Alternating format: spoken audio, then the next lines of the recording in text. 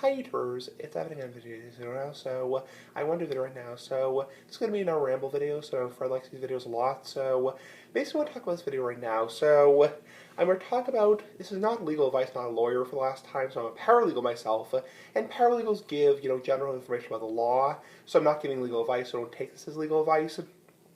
I'm responsible if anything happens to, so obviously don't sue my ass. Like, the big ass cigar, so obviously I'm just giving general information here, but this is actually an interesting ramble about law, because I'm a paralegal myself. I basically want to talk about scam versus legitimate. Really difference between a scam organization and a legitimate organization. I basically want to talk about a scam organization versus a legitimate organization. Basically, there are two differences. A scam organization is not a legitimate organization they may claim to be. So I'll give you an example. A lot of times around tax season, you get those IRS scam calls, people threatening to arrest you. Those, for the most part, are not legitimate organizations because the IRS, as they say on their website, would not call you by phone. So I do have to be careful not to give legal advice. I'm not a lawyer myself. Like the IRS says on their website, we will not call you. And the IRS says in general, like, if you're surprised you're hearing from us, you're not hearing from us. Obviously, everyone should file their taxes, nice big-ass taxes. But basically, these IRS scams are very common. They're designed to target senior citizens and disabled. People who are disabled, people who are special needs, people who are elderly, they're designed to scare them. A lot of people have lost thousands of dollars that way. Also, other organizations calling, saying, we have a warrant out for your arrest, calling, saying, you're in trouble with the U.S. Treasury, saying we're going to issue an arrest warrant for you, or saying you owe thousands of dollars, we're going to tow your vehicle, threatening to take away your license. Those may be scary as hell, but they're not actual legitimate organizations. A lot of times they're based in Russia, Cuba, Ukraine, Eastern Europe, and they're just junk. But there are some legitimate organizations. For example, the IRS is a legitimate organization. Again, not legal advice, but the IRS is an actual government agency, and they do send letters to people who they go after. So if you do not file for your taxes, you can be fined, and they will go after you. Obviously, YouTube is a legitimate organization. Facebook is also.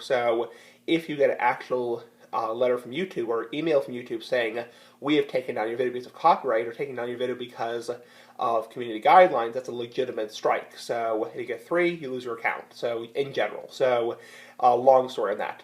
And basically, YouTube is a legitimate website, and so is Facebook. So if Facebook said to people, we're taking down this post or something like that because it's inappropriate or contains offensive material, it is a legitimate organization.